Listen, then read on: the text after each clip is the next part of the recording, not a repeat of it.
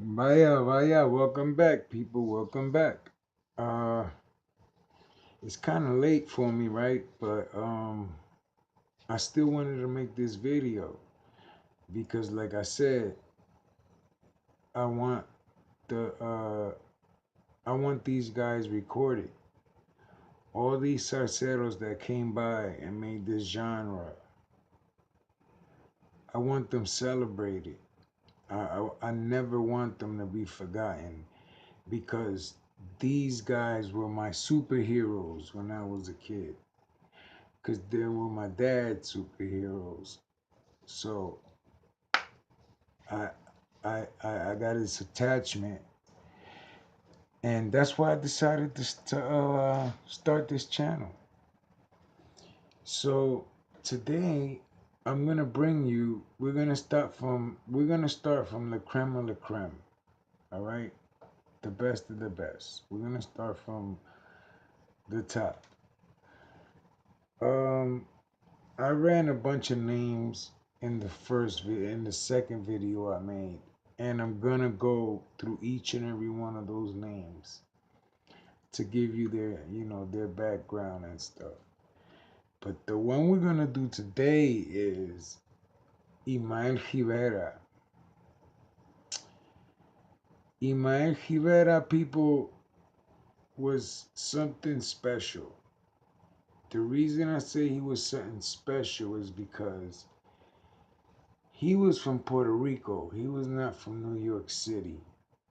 So his style of music was bomba y plena, you understand, which is Puerto Rican uh, barrio poetry, you know, in mixed in with the African drums and so on and so forth. It's not salsa, it's bomba y plena. It's a tum, kin, tum, and then the guy is just telling a story in a poetic way of a social injustice or something that happened in the town news. So he was really good at that in Puerto Rico, and actually like top 10 out there. So in 1952, while the mambo scene was, he had an opportunity with Cortijo, his friend, to sing for a band, and he took the opportunity.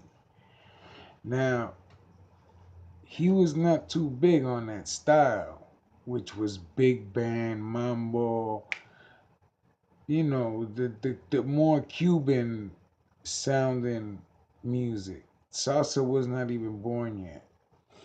This is why I decided to do his the first tribute, because he really was the one who didn't tangibly change the game, but he came to the forefront as I'm here to bring something different. He was the first one to do it. And people started taking to his style. Now, unfortunately, like all good things, you know, the band didn't work out because Ismael Rivera, I guess he had a love quarrel with one of the band members, which led the band to break up. So he was still a famous singer, so he was still getting gigs by other bands like Tito Puente's band and all a lot of different kind of bands. But he got with this one band called La Panameña, and he got really big. He got really big, and he kind of passed Cortijo, which was the guy who got him on. Later on, they reconciled, and by like 54, he was known as the entertainer. He was doing shows in Paris, but he was our Frank Sinatra. Okay. So this is before Fania. This is before salsa. This is the closest thing to salsa we had in the 50s. But Ismael Rivera is from Santurce, Puerto Rico. What a coincidence. My mother's from there. It's a town where it's heavily melanated people there. And there's a lot of soul in that town. And his voice was so distinctive. If I had to recommend the song, I would say El Incomprendido. That el Incomprendido. That song was recorded in 1973, and of course, Tite Cure Alonso was the pen behind a lot of the the hits that were coming out, but he never got the credit. Well, I'm here to give him his credit. Unfortunately, he passed away years ago, but this is going down recorded now, 2018, and this history will be passed down.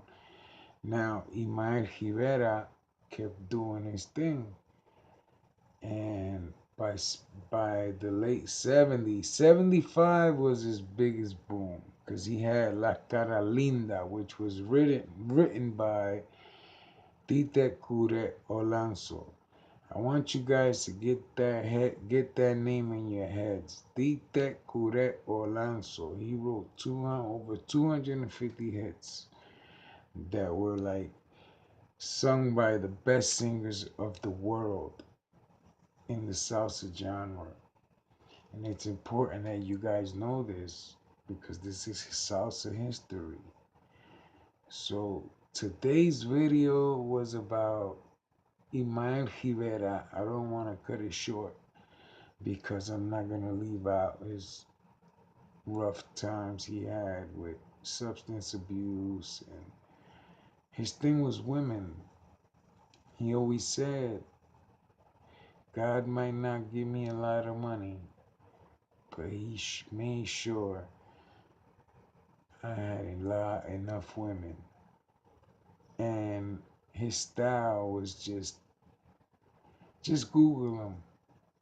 Just Google him and go to that song, the song that made him famous, La Cara Linda, de mi gente negra. Now he knows something that a lot of people don't know. And he knows that people of color are the jewelry of God. And he sang these beautiful songs, especially that one,